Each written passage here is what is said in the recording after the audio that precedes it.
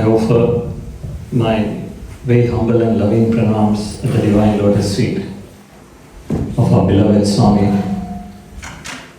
And I humbly and lovingly pray to Swami to speak through me. As always, I end up finding myself not prepared for the occasion, not prepared to speak. Although Kailash brother did give me, I think, a few days warning prior to this. But so the time when you say, Swami, Anyatha Sharanam Nasti, I'm sure you've heard that expression, right? Anyatha Sharanam Nasti, Tvameva Sharanam Mama, Tasmat Karunya Bhavena, Raksha Saishwara. Anyatha Sharanam Nasti means other than you, Swami, I have no other refuge. I have nowhere else to go. Tasmat Karunya Bhavena. And that word Karunya is a very beautiful phrase or beautiful word, which means Karuna. It's not just grace, although we translate it as grace. It's the way they describe, like someone described him as an infinite, an ocean of compassion and grace. One of our seniors was telling me this, that he addressed Swami as an ocean of compassion and grace.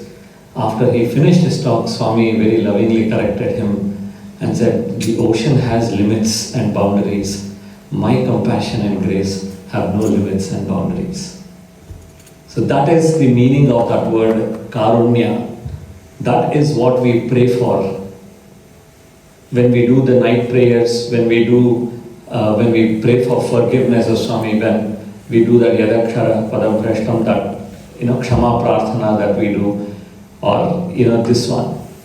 These are this is one of those words that remind us, that should remind us about His infinite love and compassion. And today is a very sacred day for us to remind ourselves of this compassion and grace. Because if it were not for that compassion, that overflowing, endless, boundless compassion of that Lord, there was no need for Him to come down in the human form that He did. Swami once asked the boys in the veranda, where he was standing in front of the students. Swami asked them, do you know why Swami comes down in the human form? Why God comes in the human form? So those days, there were a number of the elders that were sitting there, and also there were the students. The students by then know that the smart thing to do or the wise thing to do is to be quiet when Swami asks a question. Because Swami does not utter a single word without a lot of meaning. When He wants to teach us something, that is when He initiates a conversation. He's not someone for doing a small talk to make friends like we do. So how are you? How is the weather? Oh, it's been great today, right? It's been nice and sunny. That's usually how we start our... Swami doesn't bother about those things. Swami gets straight to the point. He says a thing, there is a meaning and a purpose. So the boys by then have learned to be quiet when Swami asks a question, because it's impossible for us to be on that same wavelength. So they were quiet. But one of the elders, he wanted to answer that question. So he said, Swami, in the Bhagavad Gita you said... You can keep it open.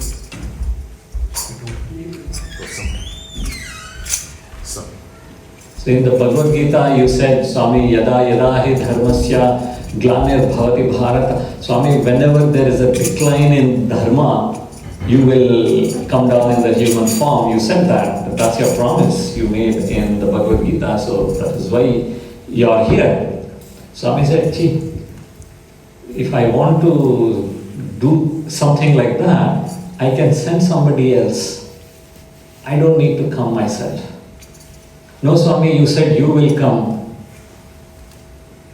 This is like, of course it takes a lot of courage for someone to persist. But it is, I'm sure Swami let that drama happen to teach us a lesson. And then Swami said, I can change things here. If there is a decline in dharma, I can change things by a mere sankalpa, by a mere thought. I don't need to come. That is the extent of control and power he has got. And that is one thing we need to appreciate and understand.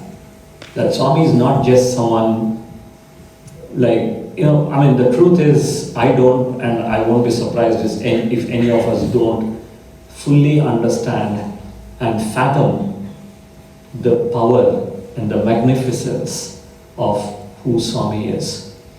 So, when Swami says, my mere sankalpa is sufficient to take care of that dharma situation, and after that, this man was quiet and nobody else said anything. And then Swami said, to give you all the joy of being with God. Because no one else can give or substitute a mother and her love for the child. Right? The mother can send any number of representatives, but the child is not going to be satisfied. It is not the same. In exactly the same way, we will not be satisfied. There is a pining within us from the depths of our heart, and this is a pining that has been building up in us not since yesterday or from the one previous birth, but from several births. We have been pining for this opportunity to be close to the Lord. In response to that, the Lord has taken avatar and has called all of us. And that is how we have all ended up being in the divine presence. That is how we all got an opportunity to see Swami. From what distance, from how close, how far, does not matter at all. These are our considerations. We think that, we call some people as VIPs. The people who sit on the veranda, who used to sit on the veranda, we call them VIPs. So Swami, he once said, for me, all are the same. And this was, there's the lady who used to, she still, I think at least the last time I was there, she was still managing the Vrindavan in the Sairam hall, the Vrindavan seating on the ladies' side. A lady called Mrs. Bhutia. I don't know if some of you may know. Right? So she was once telling me, she was in charge of seating for all the people. Swami once apparently told her, see, for me, all are the same. Whether it is a chief minister's wife, or it is the president, or the prime minister, or an ordinary person from a village, uneducated. It does not matter. To me, all are the same. All are equal to me. I love everyone equally. But they are in the society, have a certain position and standing. So you make them seat, you seat them accordingly. But the important point is, Swami said, to me, all are one and the same. But we have divided them based on whatever parameters, and we said someone is important, someone is less important. There was once a very beautiful, a very simple incident I will share with you. There was one, a foreigner, a person who had come from outside India, because I want to be careful using the word foreigner, because we think we are local, but for Swami, everyone is near and dear, right? So there was this one person who came from abroad, and he was feeling very dejected that he was always getting one of those tokens that made him sit somewhere at the back. So he was not able to get close to Swami, and he thought Swami only looks at the people who are sitting in the front row. Even on the front row, you may not get an opportunity for Swami to see you. But if you are sitting somewhere at the back, he was convinced that Swami did not look at him. So there was my junior batch, the boys, who wanted to give, one day they decided that all of them will write letters to Swami and they will give it. So they were all sitting together at one place and they wanted to request Swami to speak to them and take the letters. But Swami ignored them. First day it happened, second day it happened, and third day these people decided they are going to somehow grab Swami's attention. So these people were all seated, about to get up on their knees and pray for forgiveness because they don't know what they did. So they were going to pray for forgiveness from Swami and ask Swami to speak with them. Without speaking a word, Swami pointed in the direction at the back of where the gents were seated. He just pointed to the back and walked away. So the moment Swami put his hand and pointed to the back, it was not the door, it was not the gate that Swami was pointing to. So these people were distracted. And with Swami, what happens is, in not even 1 second, in less than a second, if you're distracted, Swami walks away and your chance is gone. So you need to be super alert with Swami all the time. So these people looked on that side. They didn't understand what to look for. They didn't know what to do. But anyway, Swami went inside, took people for the interviews and closed, so the darshan was over. So one of them decided they want to go explore in that direction where Swami pointed. And this foreigner, this gentleman, was sitting at the back. He's quite well built. He was wearing a t-shirt that day with the words written on it that said, "No time to waste." And Swami pointed to that man and walked away. The message to these boys was, I have no time to waste. So they got their message, they understood that we are doing something wrong, that they need to correct themselves. But very importantly, the message for that gentleman who thought Swami does not look at people who are sitting at the back, the message for him was Swami knew exactly where he was, what t-shirt he was wearing, what were the words written on it, and Swami used that to convey a message to his boys. Completely unexpected for that gentleman. So Swami kind of in a sense addressed two different people with one single act, not a word spoken. This is the beauty of Swami as a guru, of how he teaches us. So we have to be extremely careful when we come to Swami. When we are here in a Sai center, we are with Swami. We are not in some faraway land, say 7,000 or 5,000 or 7,000 miles away from Prashanta Nilayam, which is the abode of Swami. No. This is as much an abode of Swami. This is a branch, think of it as a branch office of Prashanta Nilayam, where Swami himself is still here as well. So when we come here, we have to come here with the feeling that we are coming to Prashanta Nilayam in that same level of seriousness that we would if we were going to Prashanta Nilayam. Maintain the same level of discipline that we would if we were sitting in Prashanta Nilayam. It's only when we have that feeling that Swami will also manifest here. Because as I think it was Tyagaraja's words, but Swami slightly modified it and said, "Enta matram neevu talachite, anta matrame nenu," he said. As you think of me, so I will be. If you think I am close to you, I am close to you. If you think I am far away from you, I am distant from you, then that is how he will be. If you think that this is Newcastle, this is faraway place, here I can take my liberties, I can do what I want, that's fine. Because Swami has not asked you to be in a particular way in Puttaparthi also. He has given us his reasons why we should be in a particular way.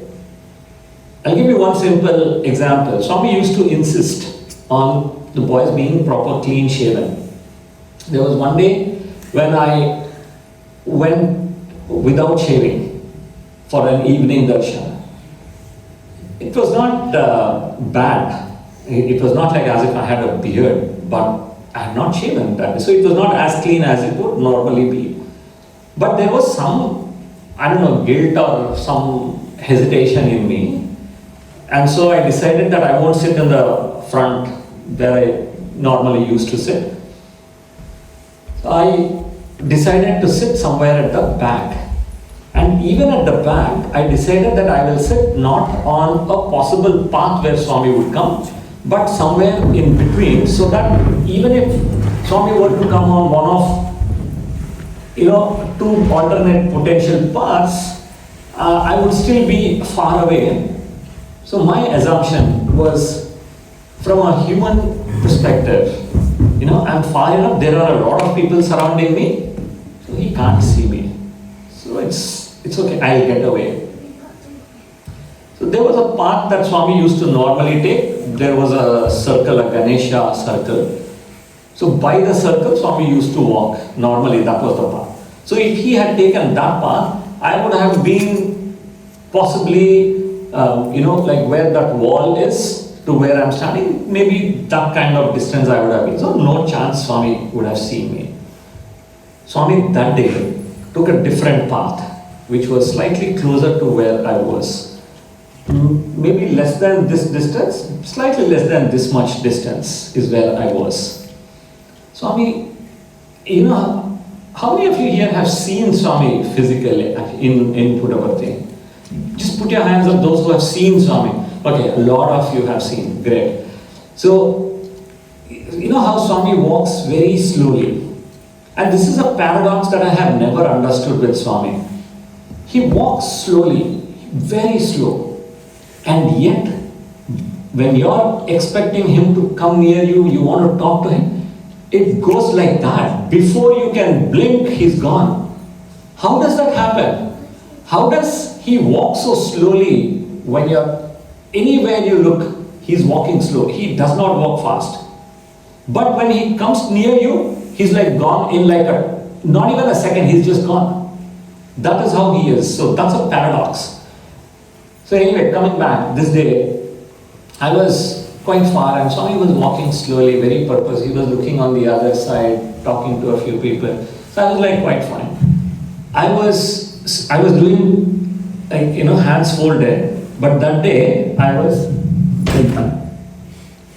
so basically trying to cover my face as much as possible. Not that, and genuinely I'm telling you it wasn't bad. Okay? And Swami, I thought he just went marginally ahead of in the line of where I was, suddenly looked at me and said, "Shaving blade wala, do you want me to give you a shaving blade?" And he walked away. I was petrified.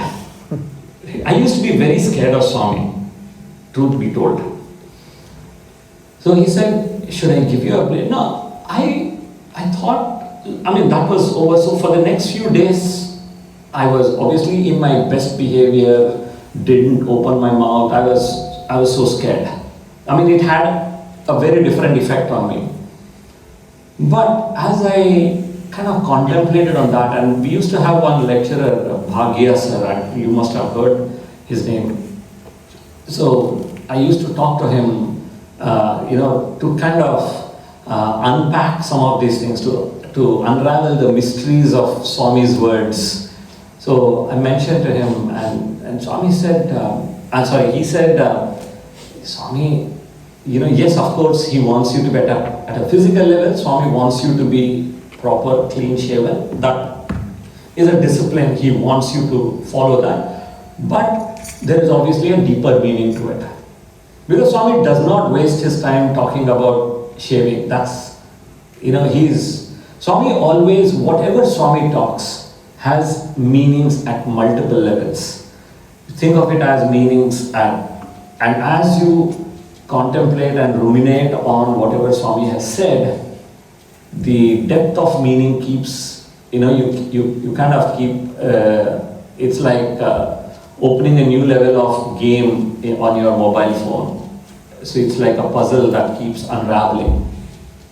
So he said, what Swami means is, should I give you, what do you do with a blade? You cut. There are a lot of things that you have to cut. Cutting the attachments. You have to cut all the negative qualities. There's a lot of things that you have to cut down. You have to kind of remove the unwanted things. What do you cut? You cut unwanted things. You don't cut the wanted things, right? So that, he said, is what it means. According to him, it has a deep spiritual meaning that he said you have to think about. So that is how Swami is. When he talks about, while he talks about Vedanta, while he talks about the highest truths, every word that he speaks, even at a physical level, has that kind of a meaning. And so Swami wants us to start with the physical. So we have to take a lot of things very seriously. For instance, like whether it's the Sai Center or any of our, even at home if we are doing bhajans. So we used to have bhajans at home. I think they used to start at 7 o'clock. And one of those days we were delayed starting the bhajan. Swami came in my mother's dream that day and said, he came like hurriedly worried about something. And Swami asks my mother, is everything okay? Was everything okay? And my mother was very surprised. Swami came home in her dream. Swami came home and he was like, is everything okay? Is everything okay? And she was like, yes, Swami, everything is okay. By what happened? And Swami said, because you didn't start the bhajan at 7 o'clock today. What happened? That is how we understood that Swami gives importance to all these physical things. So even things like this white dress, Swami used to insist that we should wear properly washed white clothes. And Swami once told us, why do I insist that, at least for the men, the tradition is the women don't wear whites, right? I mean, the married, and it's not kind of considered auspicious for married women to wear white. So Swami never talked about what the women should wear. But the men, he always used to say, wear whites. And he said, the reason why I say whites is because it is a symbol of purity. The white is the symbol of purity. It reflects purity. It gives, the moment you look at that white, it gives you a sense of peace and calmness. He says, I know that you people are not completely pure and clean and all that inside. You are not all that serene, everything inside. But at least the external you start. You will develop that internally. You will slowly internalize it. So all these so-called physical guidelines or whatever Swami has given us are with a reason, for a purpose, that they will eventually help for us to internalize those, and we will be able to transform ourselves. Even the bhajans, Swami actually once said this, I don't need you to do bhajans. I don't need you to do this Vedam chanting. I don't need you to do any of the pujas and rituals.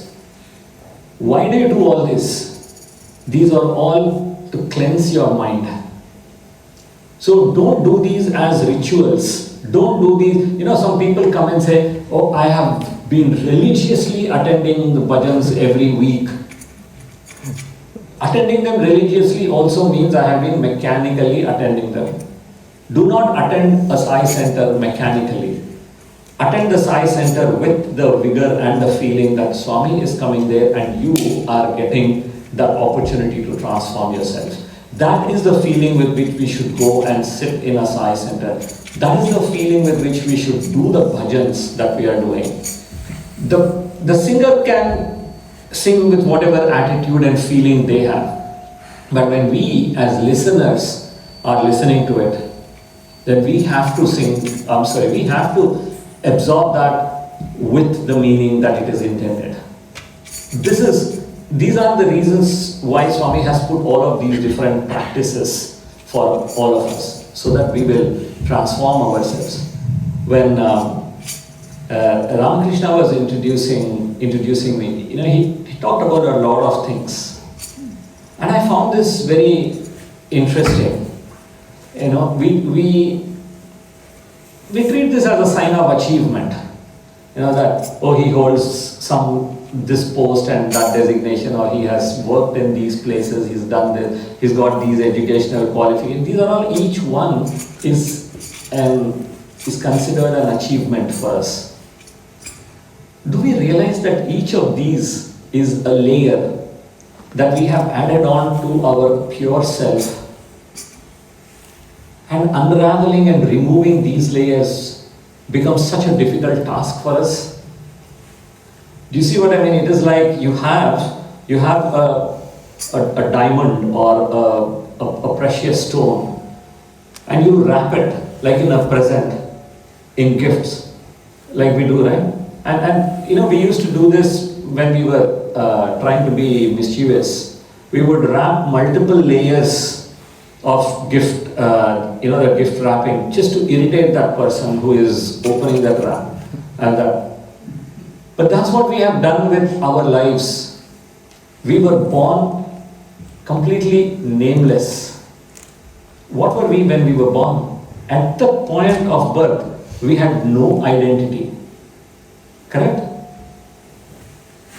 And as we grew, we have added on each of these. First thing that got added was the name. And we started believing that that is me. So if anyone takes our name and says one bad word, can you imagine what that will make you angry? That will make you immediately, you will go challenging that person. It's just a name, right? But we attach so much importance to that name, and from there it starts.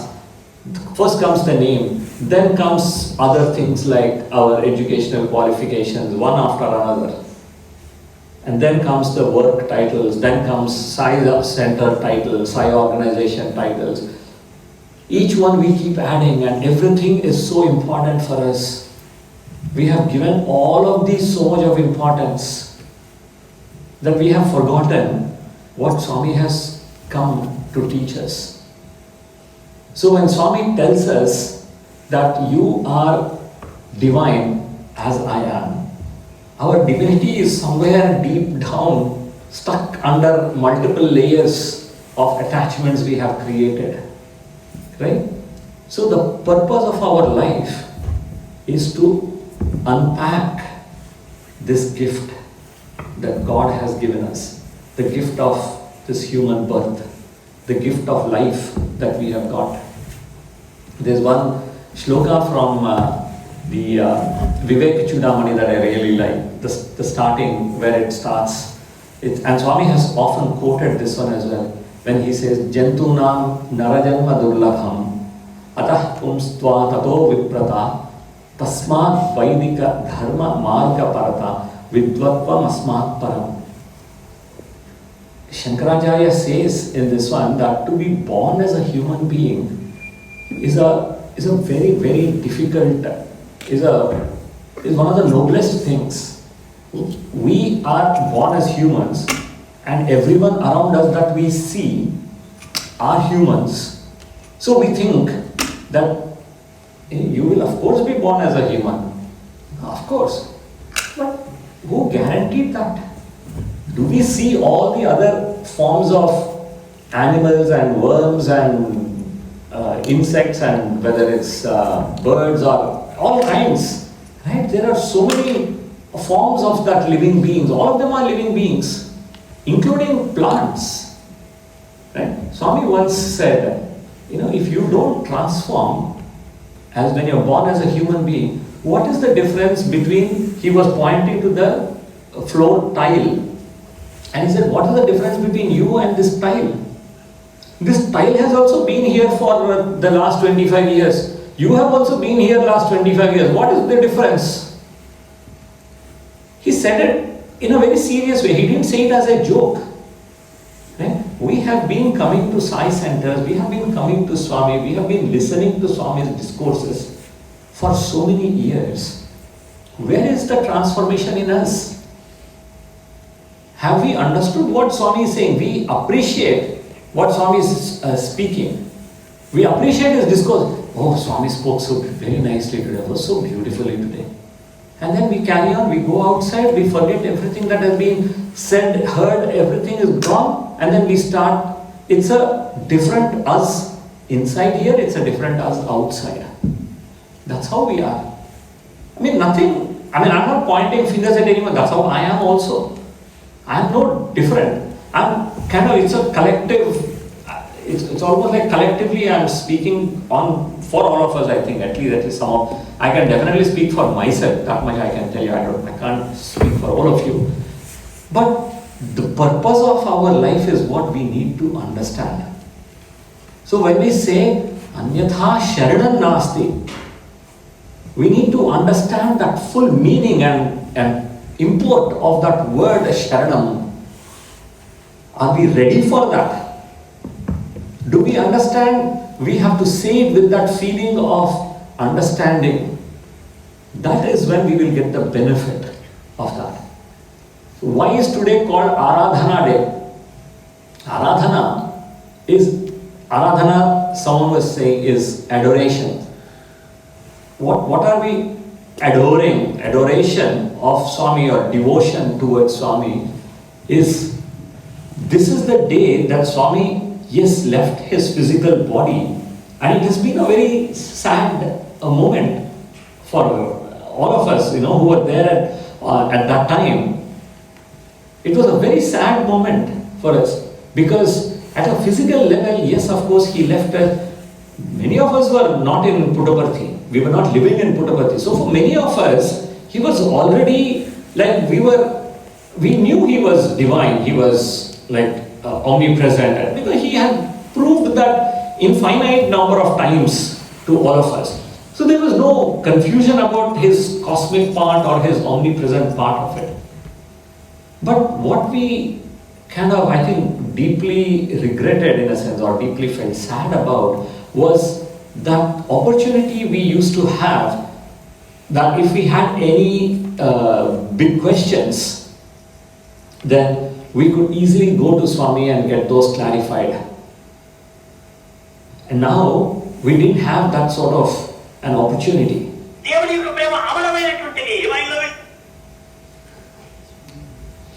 So one of the first things that, actually, can I, do you have those pictures?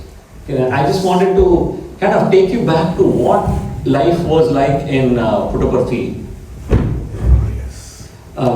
Okay, if it's not ready, that's fine, don't worry. We keep saying, we say Swami's lotus feet, right? Yeah? I'm sure those of you who have touched Swami's feet will know how soft Swami's feet were. Literally like the petals of a rose or that lotus. And Swami used to, and even his hands, if you had the opportunity to touch Swami's hands, they were so soft. It was such a joy to have that sparshan of the Lord. Because when else will we get that opportunity, right? So, what I did, I realized Swami's hands, it was so good. So I decided to, in my first year of MBA when I was there, I decided to write a letter to Swami. I started writing letters every day. It just so happened. So the first time I wrote a letter, I didn't have anything to ask for. I had no requests. There's too much lighting in there. Can you? turn this thing just so it's visible clearly.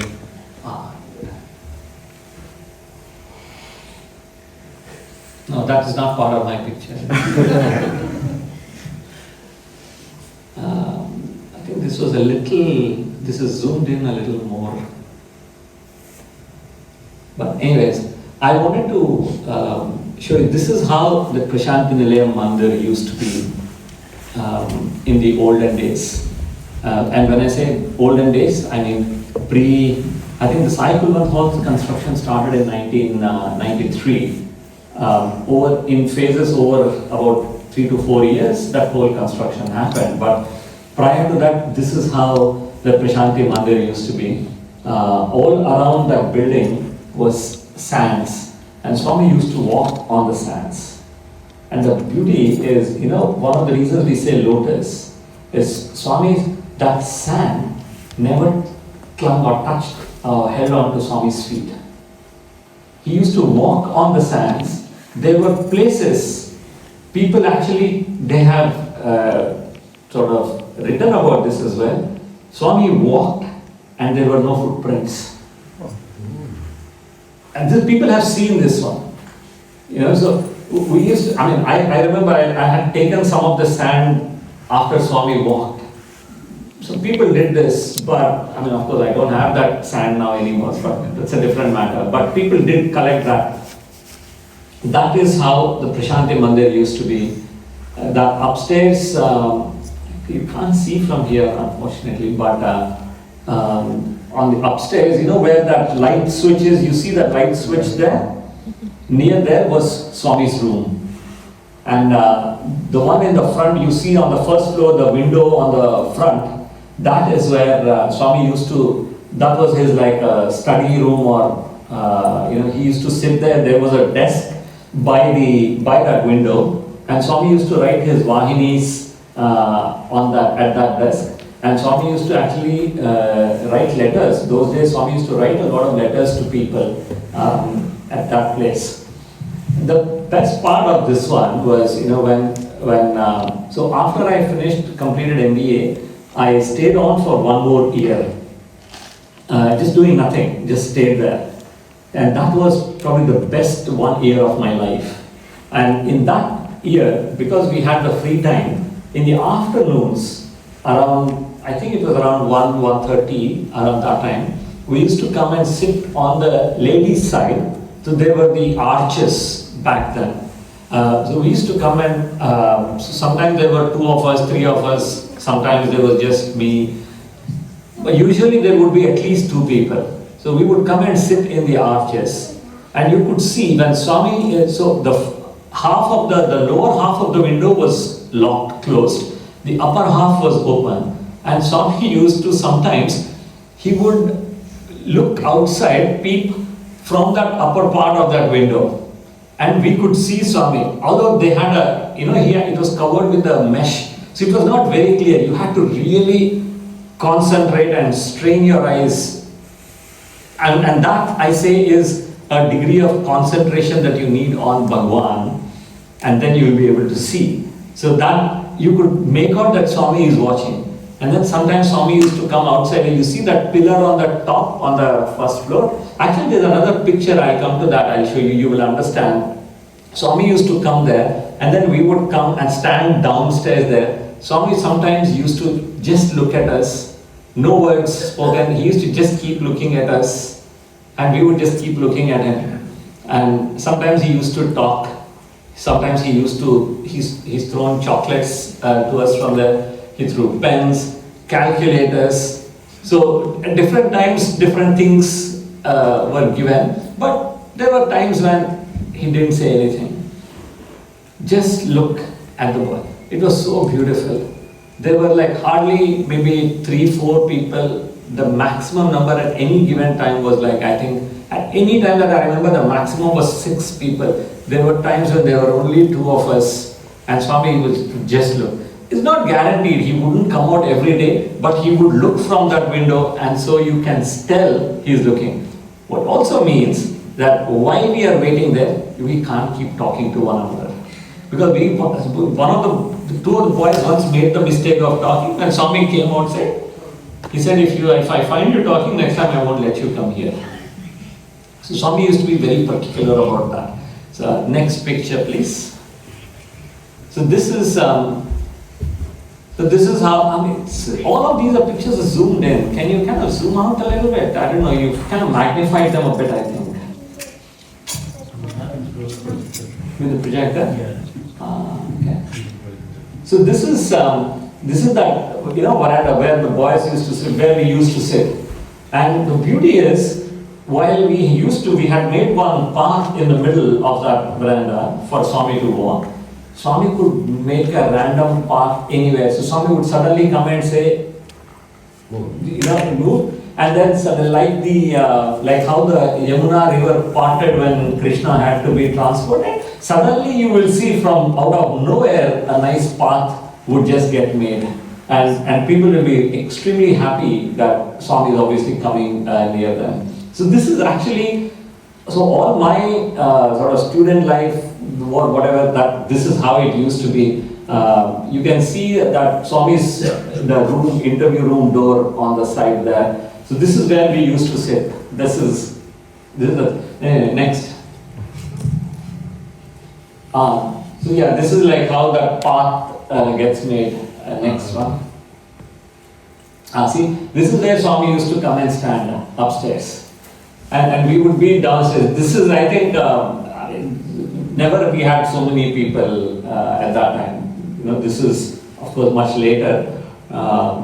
And you see that speaker there on the side. It's a Bose speaker. Of course, our faculty, our AD team assembled those speakers, but they had the component, everything come from Bose. So that speaker is the one where I had a very interesting, that is the one where I had one very interesting lesson from Swami. That is where, so Swami was standing right underneath that, and that's where I was sitting in the front. So Swami looked at me and asked, he didn't look at me, I was not sure he looked at me. And so Swami asked the question, are you a speaker? He just said, are you a speaker? He didn't kind of point to anyone and say. All around me were the school boys that day. They were convinced that Swami is asking me. I was not sure Swami is asking me, so I kept quiet, they kept quiet. And within a few seconds after that, that speaker, from that the flute sound started, and Swami asked, where is the sound coming from? And the school boy, I didn't say anything. Or I can't remember it, maybe I said, Swami from the speaker. At this time, Swami looked at me this time. So I confidently answered, I said, Swami from the speaker, and I pointed to the speaker. It still didn't click to me what is the message Swami was trying to convey. And then he said, you see, so then pointing to the speaker, he said, see, the sound comes from the speaker, but the source is inside. He pointed to the bhajan hall from where that was being played. And he walked away, that's it. But the message there is, again, go inside, right? The internal. So the entire teaching of Swami was all about going inside, going within, finding who we really are, finding the purpose of life. That has been the whole crux of what Swami said. Next picture. I don't know what is there after this. Okay, next. So we had so many, this is not me, but we used to have so many of these informal moments. This is in Bangalore, Trai Vrindavan, Swami's residence in Bangalore. We had so many opportunities like this where, especially summer vacation time, by and large, most of the students had gone home. So there were only a few of us who were there. So Swami used to talk. It was so beautiful, those interactions and exchanges.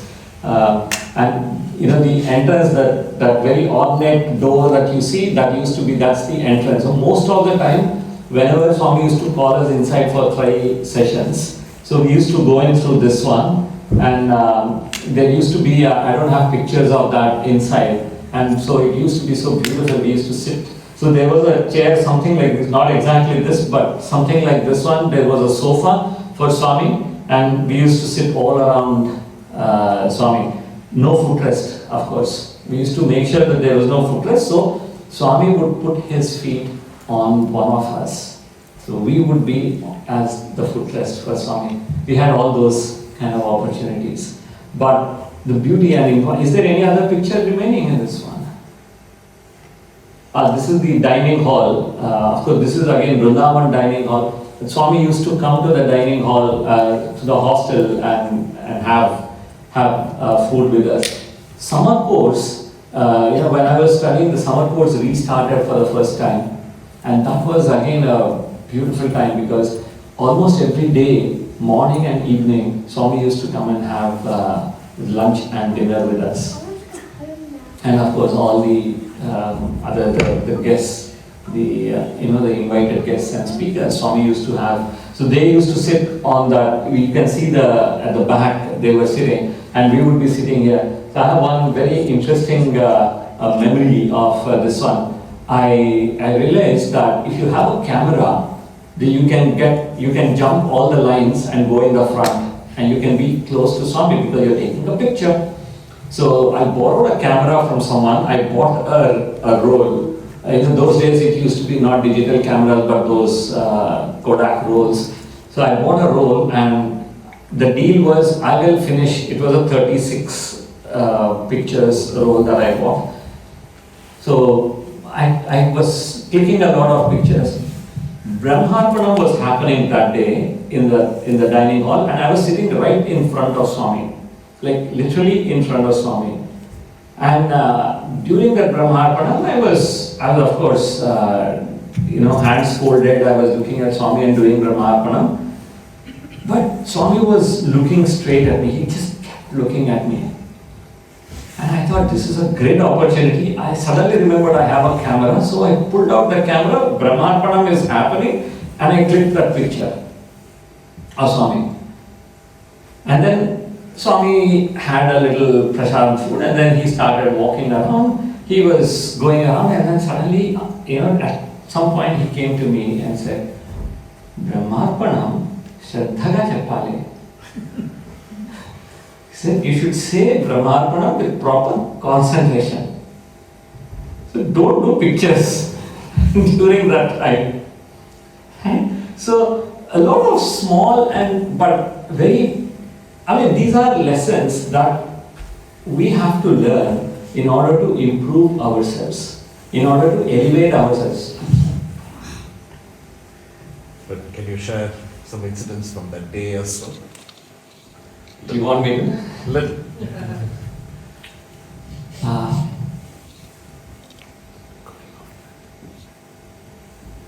Switch off the record. Recording. Recording now. Tejas? Stop the record.